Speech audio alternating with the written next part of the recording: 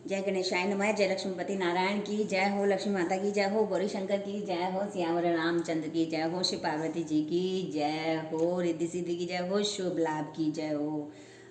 आज शनिवार है और आज का दिन जो है शनि भगवान को समर्पित होता है। और शनि जी की दशा से तो सब डरते हैं, तो शनि जी की दशा हम पे ना लगे और शनि दोष हम पे ना हो। और शनि जी की दशा अगर हम दूर करना चाहते हैं तो आज का व्रत जो है बहुत फलदायी होता है। तो आज की पूजा में हम लोगों ने जो विशेष किया है वो क्या किया है, आप देख रहे हैं इस तरह से कि हमने काले तिल लिए हैं। ठीक है, काले तिल लिए हम लोगों ने और गुड़ लिया है। तो आज हमें जो है दान देना है। जो डाकोत आते हैं, शनिवार को डाकोत आते हैं हमारे यहाँ, तो हम उनको दान देते हैं। तो काले तिल का दान करने से जो है शनि दोष हमारा दूर हो जाता है। और आज के दिन ही हमें जो करना है वो सरसों का तेल भी जो है हम लोग दान करते हैं। आप देख रहे हैं इस तरह से कि सरसों का तेल मैंने ले रखा है। तो सरसों के तेल में काले तिल डाल के भी हम दान कर सकते हैं और एक सिक्का इसके अंदर डाल के हम लोग जो है दान करते हैं। और इस तरह से जो है शनि की दशा जो है हम पर नहीं लगती। और वैसे तो शनि जी से हमें डरना नहीं चाहिए, क्योंकि वो न्याय के देवता हैं। वो न्याय ही करते हैं। हमारे बुरे कर्मों का बुरा फल हमें मिलेगा और हमारे अच्छे कर्मों का अच्छा फल वो हमें देने वाले हैं। तो ये हम पे ही डिपेंड करता है कि शनि दोष हम पे लग रहा है या नहीं लग रहा है। तो शनि जी से डरते तो बहुत हैं लोग। तो हम आज जो है शनिवार को शनि जी की पूजा करेंगे। तो आज का दिन जो है वो शनि जी की पूजा की जाती है। और काला तिल हम दान करते हैं, काले वस्त्र ही हम जो है आज के दिन पहनते हैं और तेल का दान करते हैं। तो तेल में सरसों का तेल हम दान करते हैं और काली उड़द होती है वो भी हम दान करते हैं, क्योंकि शनि जी को बहुत प्रिय है। इसलिए इनके द्वारा जो है शनि जी की पूजा की जाती है। काले तिल, उड़द और तेल। और हो सके तो शनि जी के मंदिर में हमें जाना चाहिए। शनिवार को तो हम जा ही सकते हैं। हमारे यहाँ पे है, हमारे गांव में भी एक छोटा सा मंदिर है। शाम को शनि जी का जो है, या तो हम सूर्य उगने से पहले हम शनि जी के दीपक जलाएंगे, या फिर थोड़ा सा सूर्यास्त तो हो जाता है तब हम शनि जी का जो है शनि जी के मंदिर में दीपक जलाएंगे। और सरसों के तेल की लंबी बाती का दीपक ही हम वहाँ पे लगाते हैं। तो शनि जी की दशा को दूर करने के लिए आज का व्रत किया जाता है। और शनि स्त्रोत का पाठ भी आज अगर हम करते हैं तो विशेष लाभदायक ये सिद्ध हो सकता है। तो आज की कथा हम सुनते हैं, शनिवार की व्रत कथा। एक समय सूर्य, चंद्रमा, मंगल, बुध, बृहस्पति, शुक्र, शनि, राहु और केतु इन ग्रहों में आपस में झगड़ा हो गया कि हम सब में सबसे बड़ा कौन है। सब अपने आप को बड़ा कहते थे। जब आपस में कोई निश्चय न हो सका तो सबके सब आपस में झगड़ते हुए इंद्र के पास गए और कहने लगे, क्योंकि इंद्र देवता तो राजा हैं देवताओं के, तो उनके पास गए और कहने लगे कि आप देवताओं के राजा हो, इसलिए आप हमारा न्याय करके बतलाओ कि हम 9 ग्रहों में से सबसे बड़ा कौन है। तो राजा इंद्र इनका प्रश्न सुनकर घबरा गए और कहने लगे कि मुझ में यह सामर्थ्य नहीं है जो किसी को बड़ा या छोटा बतलाऊं। मैं अपने मुख से कुछ नहीं कह सकता हूँ। हाँ, एक उपाय मैं आपको बता सकता हूँ। इस समय पृथ्वी पर राजा विक्रमादित्य दूसरों के दुखों का निवारण करने वाले हैं, इसलिए तुम सब मिलकर उन्हीं के पास जाओ, वही तुम्हारे दुखों का निवारण करेंगे। ऐसा वचन सुनकर सभी ग्रह देवता चलकर भूलोक में राजा विक्रमादित्य की सभा में जाकर उपस्थित हुए और अपना प्रश्न राजा के सामने रखा। वही प्रश्न कि हम 9 ग्रहों में से सबसे बड़ा कौन है। राजा उनकी बात सुनकर बड़ी चिंता में पड़ गए कि मैं अपने मुख से किसको बड़ा बताऊं और किसको छोटा बतलाऊं। जिसको छोटा बतलाऊंगा वही क्रोधित हो जाएगा। परंतु उनका झगड़ा निपटाने के लिए एक उपाय सोचा कि सोना, चांदी, कांसा, पीतल, शीशा, रांगा, जस्ता, अभ्रक और लोहा 9 धातुओं के 9 आसन बनवाए। सब आसनों को क्रम से, जैसे सोना सबसे पहले और लोहा सबसे पीछे बिछाए गए। इसके पश्चात राजा ने सब ग्रहों से कहा कि आप सब अपने अपने आसनों पर बैठिए। जिसका आसन सबसे आगे है वह सबसे बड़े और जिसका आसन सबसे पीछे वह सबसे छोटे समझ लीजिएगा। क्योंकि लोहा सबसे पीछे था और वह शनि देव का आसन था, इसलिए शनि देव ने समझ लिया कि राजा ने मुझको सबसे छोटा बना दिया है। इस पर शनि को बड़ा क्रोध आया और कहा कि राजा, तू मेरे पराक्रम को नहीं जानता। सूर्य एक राशि पर 1 महीना, चंद्रमा 2.25 महीना 2 दिन, मंगल 1.5 महीना, बृहस्पति 13 महीने, बुध और शुक्र 1 महीने, परंतु मैं एक राशि पर 2.5 अथवा 7.5 साल तक रहता हूँ। बड़े बड़े देवताओं को भी मैंने भीषण दुख दिया है। मेरी वक्र दृष्टि से शिव भी नहीं बचे। राजन सुनो, राम जी को 7.5 आई वनवास हो गया और रावण पर आई तो राम और लक्ष्मण ने सेना लेकर लंका पर चढ़ाई कर दी, रावण कुल का नाश कर दिया। हे राजा, अब तुम सावधान रहना। राजा कहने लगे, जो कुछ भाग्य होगा देखा जाएगा। उसके बाद अन्य ग्रह तो प्रसन्नता के साथ चले गए, परंतु शनिदेव बड़े क्रोध के साथ वहां से सिधारे। कुछ काल व्यतीत होने पर जब राजा को 7.5 की दशा आई तो शनिदेव घोड़ों के सौदागर बनकर अनेक सुंदर घोड़ों सहित राजा की राजधानी में आए। जब राजा ने सौदागर के आने की खबर सुनी तो अपने अश्वपाल को अच्छे अच्छे घोड़े खरीदने की आज्ञा दी। अश्वपाल ऐसी अच्छी नस्ल के घोड़े देखकर और उनका मूल्य सुनकर चकित हो गया और तुरंत ही राजा को खबर दी। राजा उन घोड़ों को देखकर एक अच्छा सा घोड़ा चुनकर सवारी के लिए ले आए। राजा के घोड़े की पीठ पर चढ़ते ही घोड़ा जोर से भागा। घोड़ा बहुत दूर एक बड़े जंगल में जाकर राजा को छोड़कर अंतर्ध्यान हो गया। इसके बाद राजा अकेला जंगल में भटकता फिरता रहा। बहुत देर पश्चात राजा ने भूख और प्यास से दुखी होकर भटकते भटकते एक ग्वाले को देखा। ग्वाले ने राजा को प्यास से व्याकुल देखकर पानी पिलाया। राजा की उंगली में एक अंगूठी थी, वह उसने निकालकर प्रसन्नता के साथ ग्वाले को दे दी और शहर की ओर चल दिया। राजा शहर में पहुंचकर एक सेठ की दुकान पर जाकर बैठ गया और अपने आप को उज्जैन का रहने वाला तथा अपना नाम बीका बतलाया। फिर सेठ उनको एक कुलीन मनुष्य समझकर जल आदि पिलाया। भाग्यवश उस दिन सेठ की दुकान पर बिक्री बहुत हुई थी। तब सेठ उसको भाग्यवान पुरुष समझकर भोजन कराने के लिए अपने साथ ले गया। भोजन करते समय राजा ने आश्चर्य की बात देखी कि खूंटी पर हार लटक रहा है और वह खूंटी उस हार को निगल रही है। भोजन के पश्चात कमरे में आने पर जब सेठ को कमरे में हार न मिला तो सबने यही निश्चय किया कि सिवाय वीका के और कोई इस कमरे में नहीं आया, अतः अवश्य ही उसी ने हार चोरी किया है। परंतु वीका ने हार लेने से मना कर दिया कि मैंने तो हार नहीं चुराया। इस पर 5-7 आदमी इकट्ठे होकर उसको फौजदार के पास ले गए।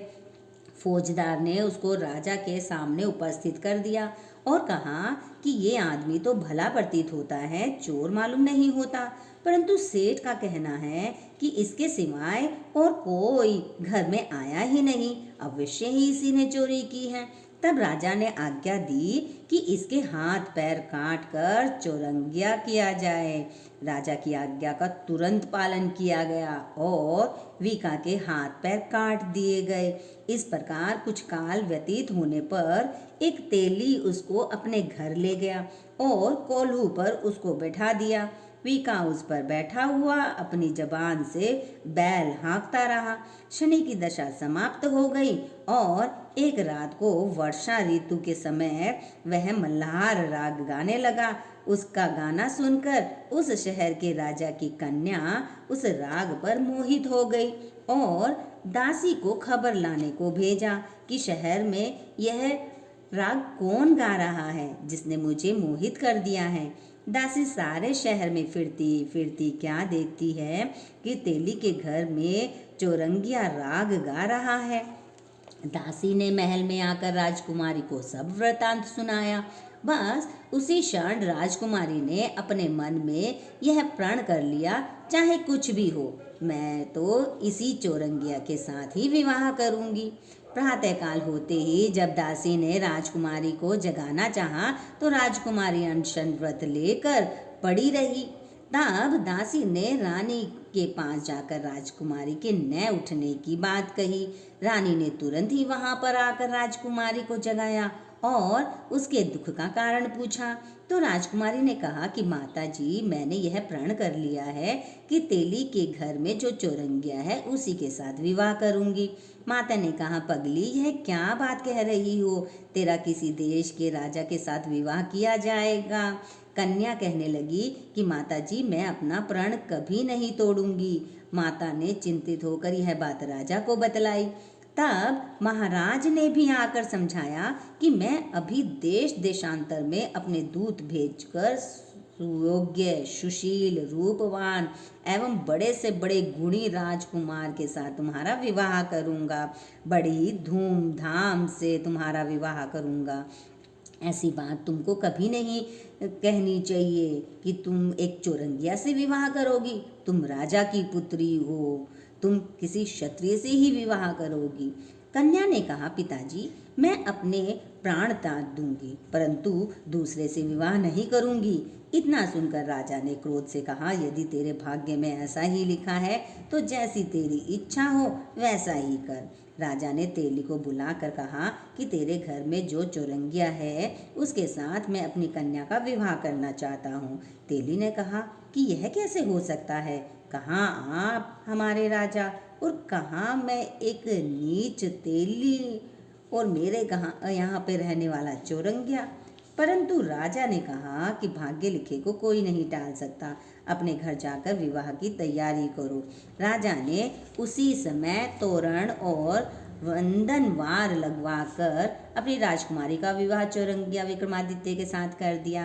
रात्रि को जब विक्रमादित्य और राजकुमारी महल में सोए तो आधी रात के समय शनिदेव ने विक्रमादित्य को स्वप्न दिया कि राजा, कहो, मुझको छोटा बतलाकर तुमने कितना दुख उठाया। राजा ने क्षमा मांगी। शनिदेव ने प्रसन्न होकर विक्रमादित्य को हाथ पैर दे दिए।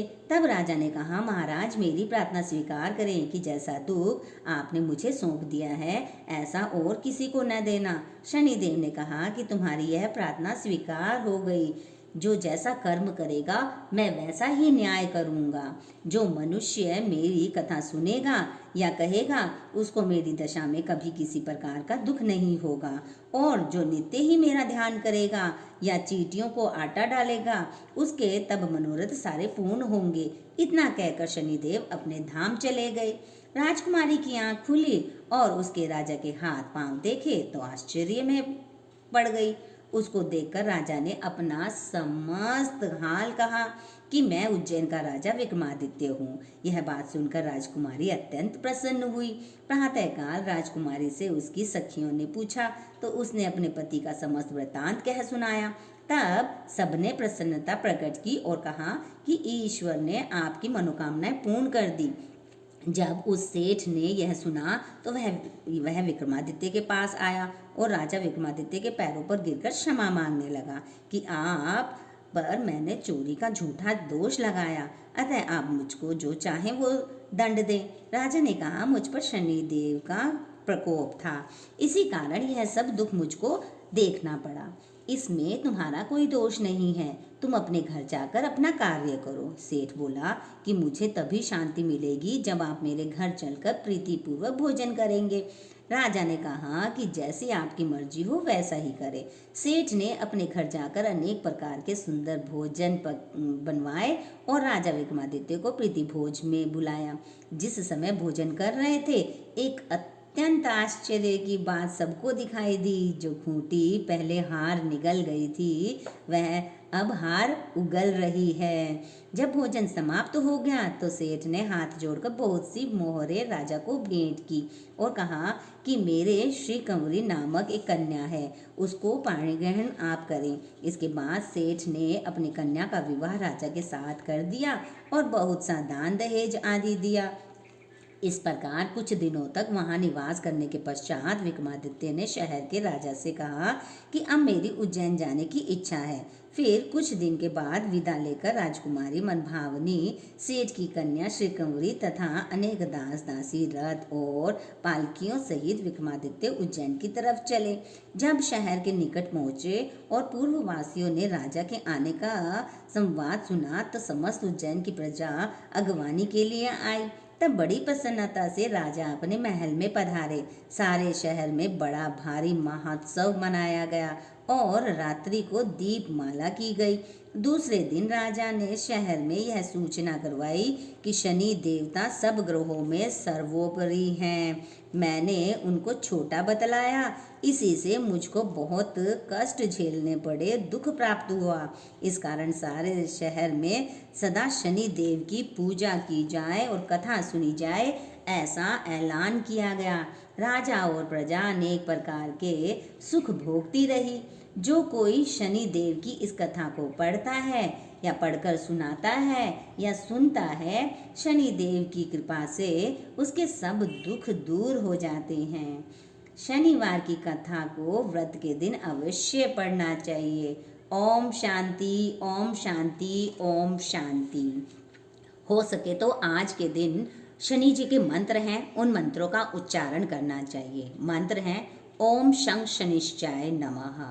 एक मंत्र और है, साचा देव शनिचर कहियो, जाके पाँव सदा पढ़ता रहियो। ये 2 मंत्र हैं शनि जी के, वो हमें आज के दिन करने चाहिए। और एक विशेष रूप से आप पूजा कर सकते हैं। अगर आपके इष्ट देव महादेव हैं तो आपको शनि देव से जो है डरने की जरूरत नहीं है, क्योंकि शनि जी खुद भी महादेव और श्री कृष्णा की पूजा करते हैं। और जो महादेव पर जल चढ़ाता है उसकी कृपा जो है, शनि देव जी की भी कृपा उस पर बनी रहती है। और महादेव पर जल अगर हम चढ़ाते हैं तो हमें सब भगवानों की कृपा हम पे बनी रहती है। क्यों?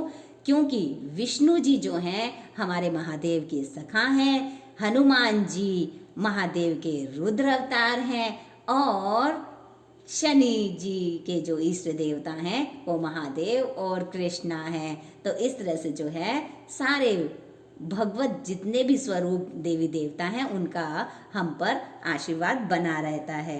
अब हम शनि जी की आरती कर लेते हैं। शनिवार की कथा हमने सुन ली है। कथा सुनने के बाद हमें आरती भी ज़रूर करनी चाहिए। आरती हमेशा खड़े होकर करनी चाहिए, कथा हमेशा बैठकर सुननी चाहिए। और आज की जो आरती है वो शनि देव की आरती हम करेंगे। शनि देव की हमारे पास 2 आरती है। एक तो है आरती कीजिए नरसिंह कुंवर की, एक आरती है जय जय रविनंदन जय दुख भंजन। तो हम कोई भी आरती कर सकते हैं, तो आरती हम कर लेते हैं। आरती करते समय हमें कपूर डालना है। तो कपूर हमेशा मैं मेरे पास ही रखती हूँ। ये इस तरह से देख रहे हैं आप, ये कपूर की गोलियां बनी बनाई आती है। कपूर बड़ा भी आता है जिसको हम तोड़कर लगाते हैं, तो ये बनी बनाई भी आती हैं। तो ये गोलियां हैं छोटी छोटी, तो 1 या 2 गोली पूरी आरती में हमारी लग जाती है। तो इस तरह से हम रखते हैं इसको।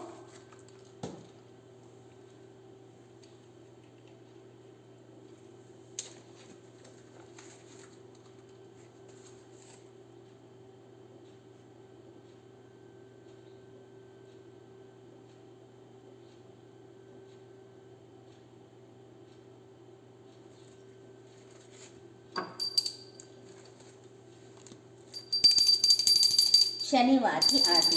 जय जय रविनंदन जय सुख भंजन जय जय शनि हरे, जय जय शनि हरे, जय भुजचारी धरनकारी दुष्ट दलन, जय जय शनि हरे। तुम होए कुपित नित करत दुखित धनी को निर्धन, जय जय शनि हरे हरे। तुम घर अनूप यम का स्वरूप हो करत बंधन, जय जय जय शनि हरे हरे। तब नाम जो दस तो ही करत सो बस जो करे ठन, जय जय शनि हरे हरे, जय जय रविनंदन जय दुख भंजन। जय शनि हरे। महिमा पार जग में तुम्हार, महिमा पार जग में तुम्हार, जपते देवतन, जपते देवतन। जय जय रविनंदन, जय दुख भंजन, जय जय शनि हरे। सब नैन कठिन नित बरे अगिन, सब नैन कठिन नित बरे अगिन है सावाहन।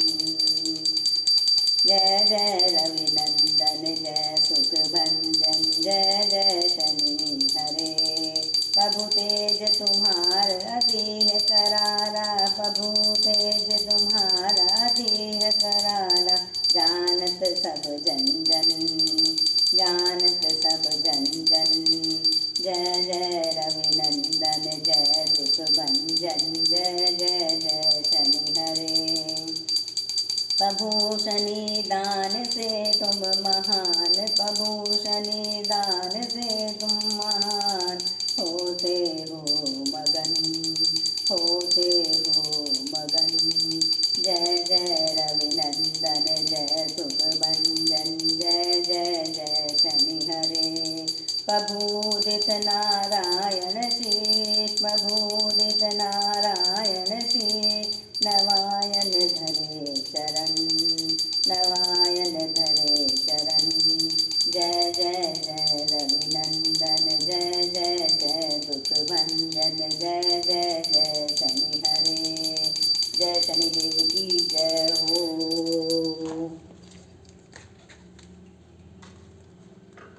जय शनिदेव की जय हो, जय हो शनिदेव की जय हो, जय हो शनिदेव की जय हो, जय हो।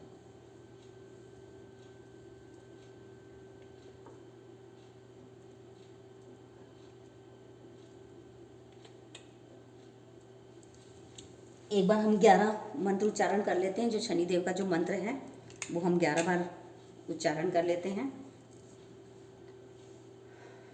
ओम शं शंश्याय नमः, ओम शं शंश्याय नमः, ओम शं शंश्याय नमः, ओम शं शंश्याय नमः, ओम शं शंश्याय नमः, ओम शं शंश्याय नमः, ओम शं शंश्याय नमः, ओम शं शंश्याय नमः, ओम शं शंश्याय नमः, ओम शं शंश्याय नमः, ओम शं शंश्याय नमः। क्योंकि आज एकादशी भी है तो विष्णु जी के भी हम मंत्र जाप कर लेते हैं 11।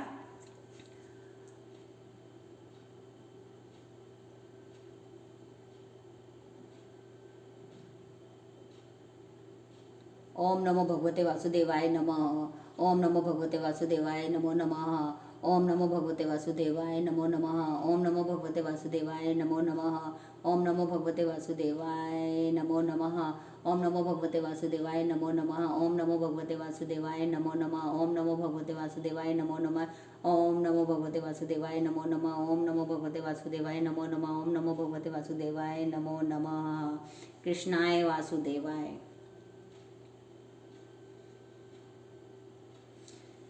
जय हो भारत माता की जय हो, धरती माता की जय हो, मेरी माता की जय हो, भारत माता की जय हो, पशु माता की जय हो, वन माता की जय हो।